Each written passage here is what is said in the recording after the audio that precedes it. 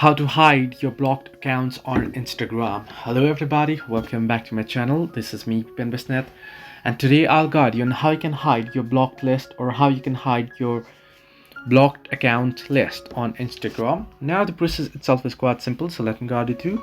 First things first, you'll have to understand what is that.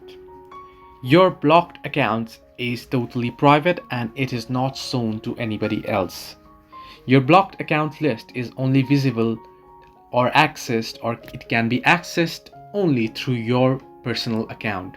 So if you have a particular account and you have blocked certain users through it, then only you can access those accounts through your particular account. If your account is shared with someone else, they can access the list by logging into your account, but rather than that, it's not visible to anyone else. So hope this helped you. Do like and subscribe, and do not forget to leave a comment down below if you have any further issues.